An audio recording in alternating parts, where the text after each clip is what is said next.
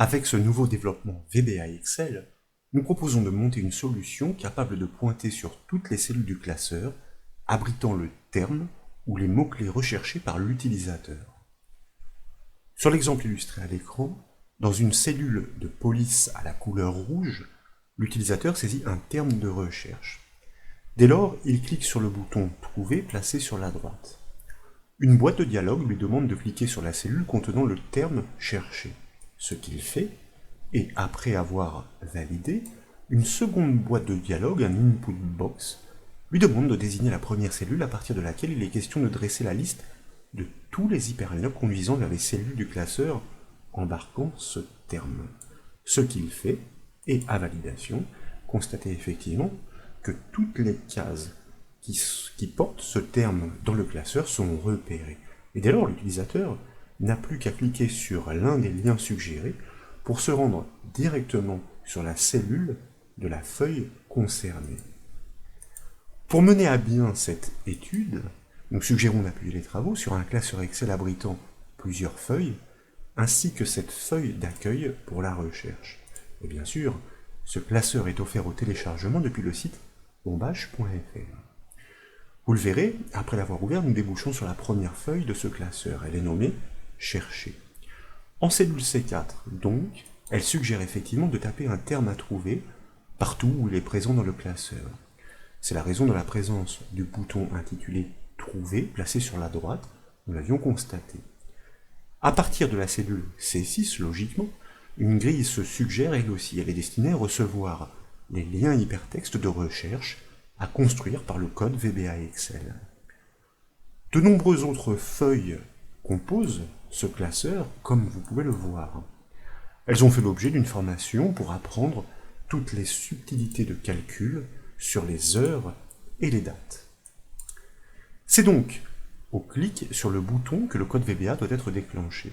Une procédure lui est déjà attachée, nous proposons de le constater. Pour cela, je vous invite à cliquer avec le bouton droit de la souris sur le bouton, en bas du menu contextuel à choisir la commande « Affecter une macro » et dans la boîte de dialogue qui suit, à cliquer directement sur le bouton « Modifier ». Nous basculons ainsi dans l'éditeur VBA Excel entre les bornes de la procédure « Trouver ». Son code se déclenchera au clic sur ce bouton. Une fois encore, et ne l'oublions pas, si nous choisissions de développer ce code VBA dans le modèle Excel, le Personal XLSB, pour l'associer à un bouton de ruban, il serait disponible pour n'importe quel classeur. Pour exécuter ces recherches, nous avons besoin de variables, notamment pour piloter les cellules, mais aussi les feuilles. Donc, dans la procédure, je vous propose de débuter cette déclaration, mot-clé dim pour le dimensionnement, en commençant par une variable que nous allons nommer bparty et que nous allons typer comme une variable booléenne, as boolean. Son rôle sera de signifier si la procédure de recherche est lancée, nous le verrons. Dans l'enchaînement, nous pouvons poursuivre avec une autre variable que je vous propose de nommer posF et que nous allons typer comme un entier classique, c'est-à-dire comme un integer, pour pouvoir repérer la position de la feuille en cours d'analyse dans la boucle que nous entreprendrons. Et puis, deux points, pour pouvoir déclarer une autre variable sur la même ligne, mot-clé dim, une nouvelle variable que je vous propose de nommer postCell, et que nous typons elle aussi comme un entier classique, pour pouvoir repérer la position de la cellule du résultat inscrit. Ensuite, ce sont deux objets qui interviennent. Le premier que nous allons nommer cellRes pour cellule résultat, que nous typons comme un range, une plage de cellules ou à défaut une cellule, tout simplement pour pointer sur la cellule du résultat trouvé. Et de la même façon, de point mot-clé dim, nous déclarons une variable que nous nommons celldep et que nous typons aussi comme un range, cette fois-ci pour repérer la cellule de départ pour la construction des liens. Il est question, bien entendu, de mémoriser le texte cherché, donc nous pouvons déclarer une nouvelle variable que je vous propose de nommer textCherche, naturellement que nous typons comme un texte, c'est-à-dire comme un string.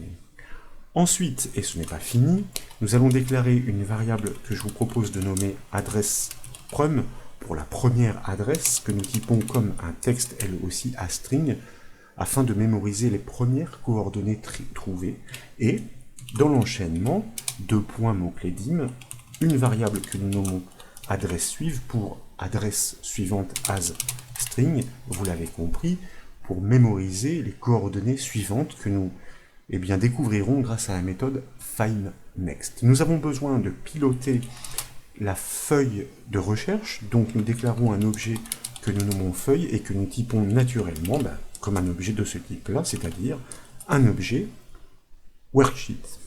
Et enfin, je vous propose de déclarer une variable que nous nommons prec et que nous typons comme un texte, c'est-à-dire comme un string. Son rôle sera de, si vous voulez, sensibiliser sur des coordonnées potentiellement déjà trouvées pour éviter les doublons. Nous le comprendrons au fil du développement. Alors je m'aperçois que j'ai fait une faute grossière, j'ai voulu initialiser ma variable objet avant même de la déclarer. Bien sûr, il ne s'agit pas du mot-clé set, mais du mot-clé dim, et vous voyez que le VBA ne m'a pas laissé poursuivre. Puisque les variables utiles sont déclarées, nous pouvons désormais procéder à l'initialisation de certaines, mais pas seulement. Tout d'abord, nous allons ajouter une gestion d'erreurs très large, onError resume next. En d'autres termes, si une erreur survient, nous allons ignorer. Nous verrons, elles ne sont pas très graves, elles vont intervenir au moment de la sélection des cellules, des liens à créer, mais en ignorant cette erreur, nous allons pouvoir, ces erreurs potentielles, nous allons pouvoir poursuivre le processus sans oublier aucun résultat de recherche. Ensuite, nous allons utiliser l'objet application avec sa propriété screen updating que nous allons régler à false, tout simplement pour désactiver l'actualisation de l'affichage afin de ne pas voir les différentes feuilles de recherche défiler pendant le processus. Et puis nous initialisons mot-clé set, notre objet feuille, sur la feuille active, celle du bouton, tout simplement la feuille de recherche reconnue par l'objet active sheet, la feuille active tout simplement. Dès lors, nous pouvons demander à l'utilisateur quelle est la cellule du terme à chercher, comme nous l'avons expliqué, à stocker dans la variable prévue à cet effet qui se nomme text cherche. Et là, grâce à notre objet application, nous allons pouvoir déclencher une boîte de dialogue input box pour permettre à l'utilisateur non pas de désigner une valeur, un texte, mais une cellule au clic. Et nous allons lui adresser un message très simple, cellule du texte à chercher, entre guillemets naturellement, puisqu'il s'agit d'une information textuelle. Et puis nous passons à la ligne pour émettre une petite gestion d'exception. Si effectivement ce texte cherché après la demande effectuée auprès de l'utilisateur est toujours vide, à ce moment-là, il n'y a pas de lien à construire, nous optimisons et nous stoppons le traitement avec un exit sub. Nous devons exercer la recherche de la demande dans toutes les feuilles du classeur, à l'exception précisément de celle qui commande ce processus. Donc, nous devons enclencher une boucle les parcourant toutes. À la suite du code VBA, je vous propose donc d'initialiser une boucle forNext sur notre variable poseF, en la faisant débuter à partir de la première feuille, indice 1, pour la faire rejoindre la dernière. Information qui nous est retournée grâce à la collection Worksheets, qui représente la collection de toutes les feuilles de ce classeur et qui propose une propriété qui se nomme count, qui parle d'elle-même, vous en conviendrez, qui renvoie le nombre de feuilles qui composent ce classeur. Et bien sûr, tout de suite, n'oublions pas de borner notre boucle forNext. Bien sûr, s'il s'agit de la feuille en cours, celle de la recherche, nous devons l'ignorer. C'est la raison pour laquelle à chaque passage dans cette boucle, nous dégainons de nouveau une instruction conditionnelle sur notre collection Worksheets, mais cette fois en lui précisant la feuille que nous sommes en train d'analyser, la feuille en cours repérée par sa position poseF. L'objectif est de savoir si son nom est bien différent de la feuille active représentée par notre objet feuille, propriété name pour comparer les noms. Si cette inégalité est vérifiée, nous savons que la feuille en cours d'analyse n'est pas la feuille de recherche, la feuille d'accueil, donc, nous pouvons poursuivre le traitement. Nous le savons, c'est la méthode find appliquée sur une plage de cellules qui permet de lancer la recherche d'un terme ou de mots-clés. Nous devons l'appeler pour chaque feuille passée en revue par la boucle. Donc, dans l'instruction conditionnelle, nous allons tout de suite construire un block with histoire d'optimiser le code sur la feuille en cours d'analyse. Alors une erreur va se générer parce que je sors, voyez-vous. Je vais récupérer un fragment existant déjà pour ne pas avoir à le répéter. Sur la feuille en cours d'analyse, pour une plage de cellules que nous allons prévoir suffisamment large afin d'être sûr d'analyser toutes les cellules qui la composent, par exemple de la première cellule A1 jusqu'à, pourquoi pas, la cellule Z1000, chaque développeur pourra l'adapter à sa guise. Ensuite, tout d'abord, nous pensons à bien borner notre block with, end with, et donc il est fait pour ne pas répéter cette feuille et sa plage de cellules. Et là, nous allons pouvoir initialiser notre objet cellRes, qui avait été, je vous le rappelle, dimensionné comme un range, une plage de cellules, pour appeler sur cette plage de cette feuille la méthode find, afin de lui demander de trouver le texte cherché mémorisé justement dans la variable texte cherche. Nous allons ignorer le deuxième argument parce qu'il concerne le lien absolu si d'aventure nous souhaitions rediriger sur le web, ce qui n'est pas le cas. Dans le troisième paramètre, nous allons lui passer la valeur xlValues pour exercer une recherche sur les valeurs textuelles. En paramètre suivant, nous lui passons la valeur xlPart pour lui indiquer que nous ne souhaitons pas une correspondance exacte à partir du moment où la cellule contient ce terme, même si elle est plus riche, eh bien nous souhaitons la considérer. Et puis nous tapons 3 points virgules de suite pour atteindre directement le dernier argument de cette méthode find. Il s'agit du match case que nous réglons à false pour demander de ne pas considérer la casse dans la recherche. En d'autres termes, eh bien, si notre mot-clé est tapé en minuscule, mais que dans une cellule se trouve en majuscule, il faut que la recherche concorde. Si cette recherche est fructueuse, pour cela, eh bien, nous dégainons de nouveau une instruction conditionnelle, note une double négation, cellRes is nothing, comprenez si notre résultat n'est pas rien. Dans ces conditions, eh bien, nous choisissons de poursuivre le traitement et nous bornons tout de suite notre instruction conditionnelle. Maintenant, nous devons mémoriser la cellule concordante et questionner l'utilisateur, toujours par le biais d'un input box, afin de connaître le point de départ de la plage à utiliser pour construire les liens de recherche. Donc, eh bien, dans l'instruction conditionnelle, nous initialisons notre variable adresse prum sur le résultat, sur les coordonnées pour le premier lien. Donc, c'est notre variable cellRes, variable objet, avec sa propriété adresse qui renseigne sur ses coordonnées. Et nous allons aussi prendre soin de mémoriser ces mêmes coordonnées dans notre variable press afin d'éviter les doublons, nous comprendrons au fil du développement. Nous dégainons une nouvelle instruction conditionnelle, cette fois-ci engageant notre variable booléenne bparty pour vérifier si le processus de recherche n'a pas encore été lancé, if bparty égale false. Là, bien sûr, comme il est de coutume, nous devons commencer par borner notre instruction conditionnelle. De nouveau, puisqu'il est question de questionner l'utilisateur par le biais d'une boîte de dialogue, nous allons autoriser l'actualisation de l'affichage. Donc, nous basculons l'état de la propriété screen updating, cette fois-ci sur le booléen true que nous validons. Nous activons la feuille d'accueil puisqu'il est fort à parier, étant donné que nous avons lancé la recherche, que, eh bien, elle a changé.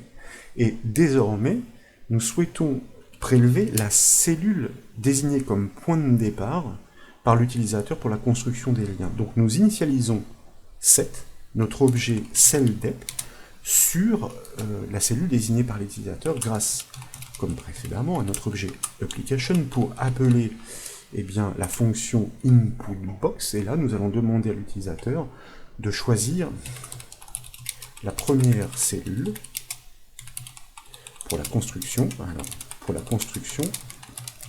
des liens. Entre guillemets, cela va de soi, puisqu'il s'agit d'une information textuelle une fois de plus. Et nous allons poursuivre, voyez-vous, en deuxième paramètre, Alors c'est pas tout à fait le deuxième paramètre, mais nous y accédons directement. C'est l'attribut type de point égal que nous fixons à 8. Pourquoi? Eh bien parce que par défaut, avec cette fonction inputBox, si vous désignez une cellule, elle va bien être prise en compte, mais ce qui va être considéré, c'est son contenu. Ici, ce que nous souhaitons considérer, c'est la cellule elle-même avec ses coordonnées. Une fois que l'utilisateur a bien désigné la cellule pour le point de départ, eh bien nous prenons soin de rebasculer la propriété screen updating à false, de manière à ce que les recherches puissent se poursuivre sans que l'utilisateur n'ait à subir ces changements d'écran.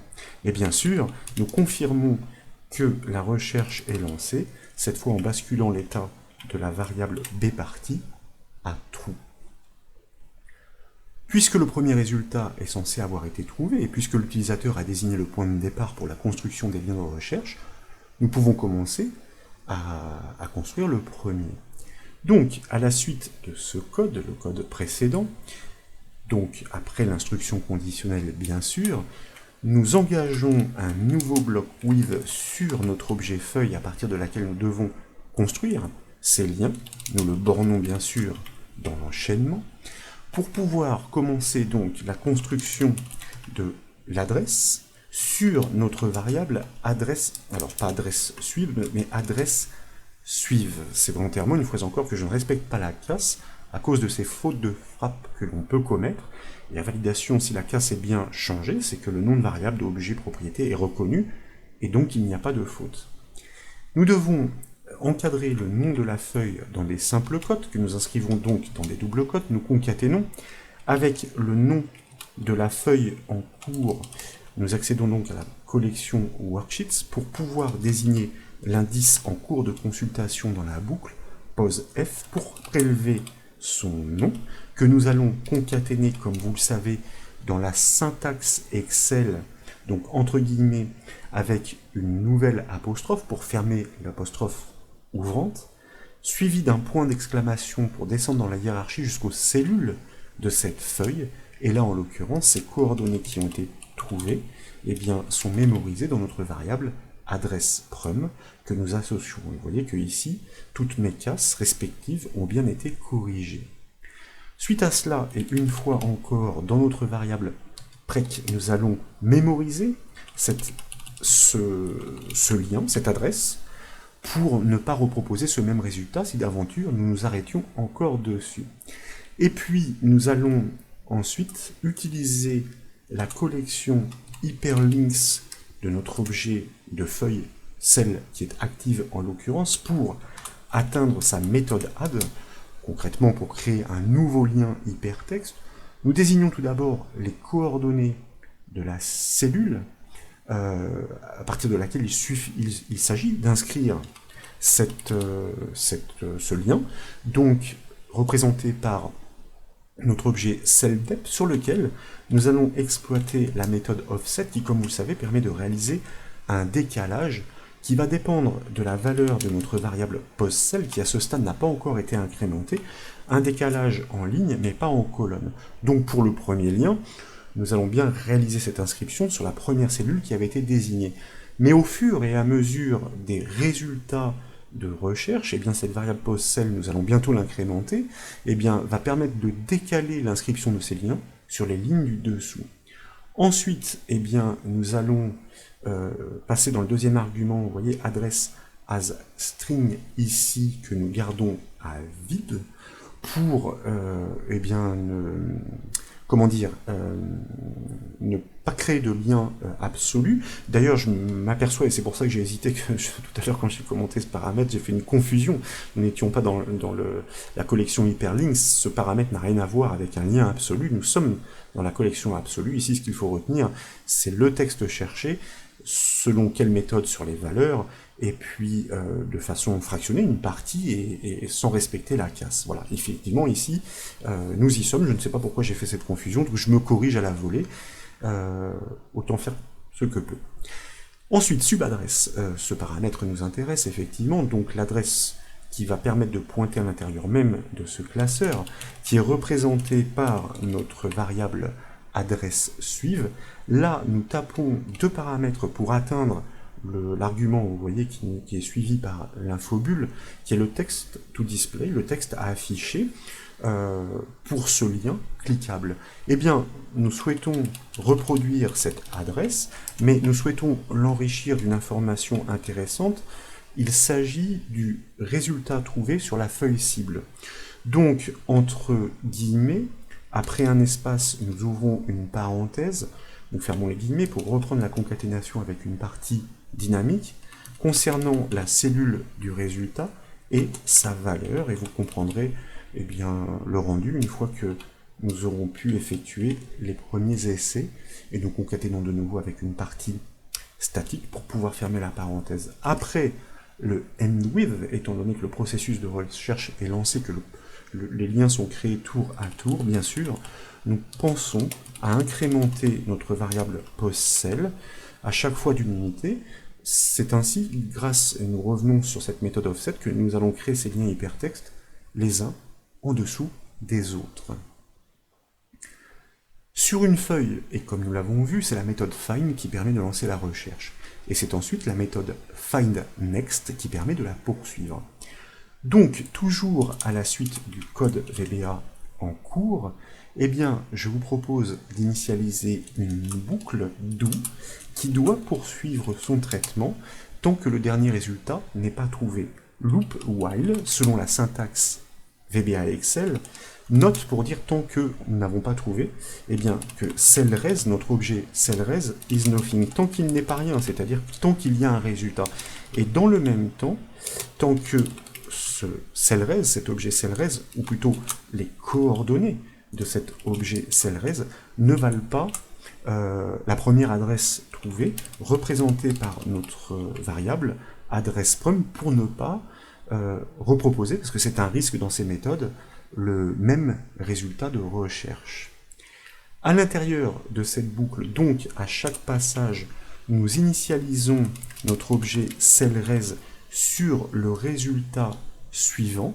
Donc nous sommes toujours, je vous le rappelle, dans notre feuille et dans cette plage de recherche. Nous pouvons dégainer la méthode findNext sur notre précédent objet. On poursuit la recherche sur la même base, soit sur la base de la première concordance cellRes. Et là, nous dégainons de nouveau une instruction conditionnelle de manière à savoir si la longueur du résultat, fonction len, donc sur notre objet cellRes et sa propriété value, c'est-à-dire son contenu, est bien supérieur à 0, en d'autres termes qu'il y a bien un résultat, et dans le même temps que les coordonnées de notre résultat, propriété adresse, sont bien différentes une fois de plus, c'est une double sécurité des premières coordonnées que nous avions trouvées. Dans ces conditions, alors je m'aperçois ici, vous voyez que j'ai une faute de frappe, heureusement que le VBA éditeur se déclenche, nous pensons bien sûr à borner notre instruction conditionnelle. À chaque passage dans cette boucle, dès qu'un nouveau résultat est trouvé, nous devons construire le lien suivant, exactement comme nous l'avons fait précédemment.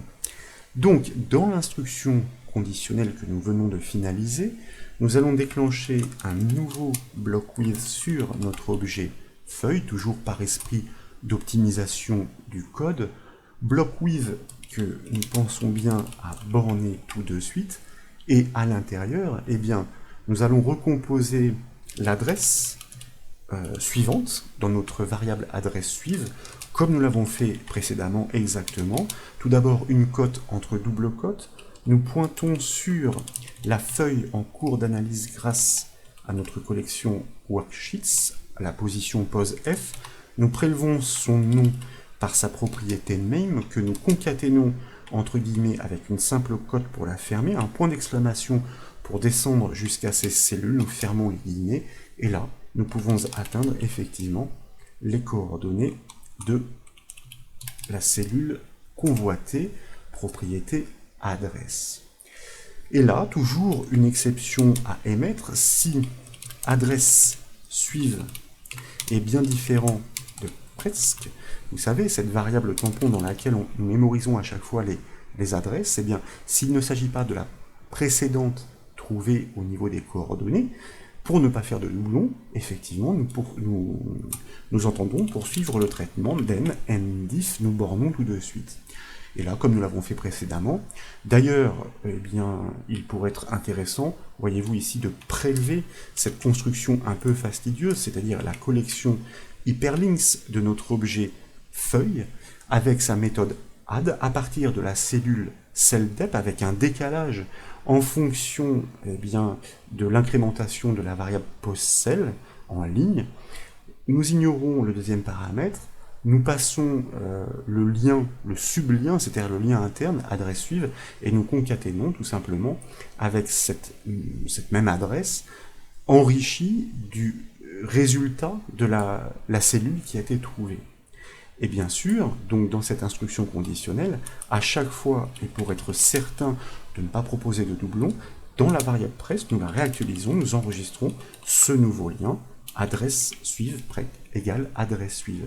Naturellement, il faut pouvoir progresser dans l'inscription des liens en ligne, donc nous incrémentons tout de suite notre variable postCell d'une unité postCell égale postCell plus 1.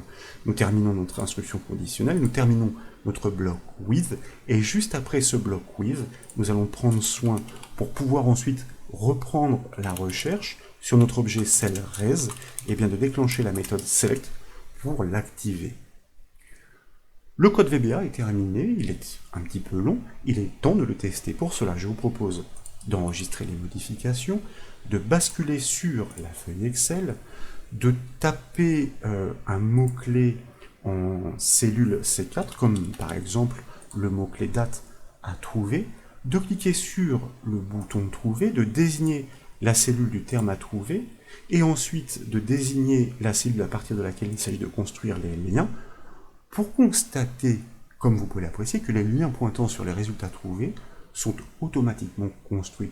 Et si vous cliquez sur l'un d'entre eux, ici nous devrions trouver le terme date d'embauche définitive, qui porte bien le mot-clé date, dans la feuille ancienneté à partir de la cellule F4, feuille ancienneté qui est celle-ci.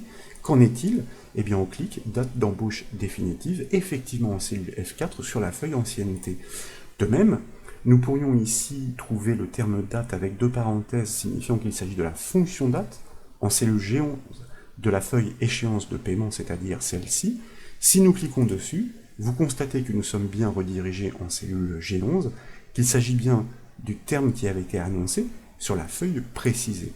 Et naturellement, si vous changez de mot-clé de recherche, ici en l'occurrence heure, je vous rappelle qu'il s'agit de feuilles qui avaient été utilisées pour une formation sur le calcul des heures et des dates dans Excel, il convient néanmoins préalablement d'effacer la précédente plage de recherche. Nous pourrions le faire par le code VBA, ce serait très simple.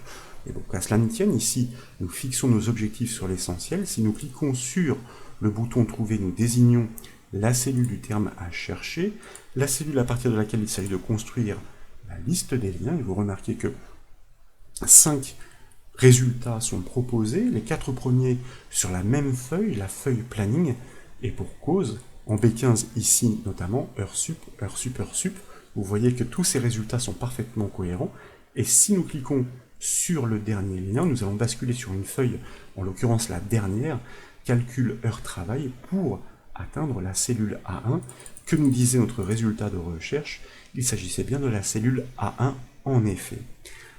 Voilà donc pour ce nouveau développement VBA Excel consistant à construire des liens de recherche au travers de toutes les feuilles du classeur pour isoler bien des termes qui sont importants et les retrouver facilement par simple clic. J'espère que ces démonstrations vous ont plu. Si c'est le cas, comme toujours, je compte sur vous pour mettre un petit j'aime à la vidéo, et comme vous le savez, vous pouvez retrouver toutes les astuces et formations sur le site bombache.fr. Je vous remercie.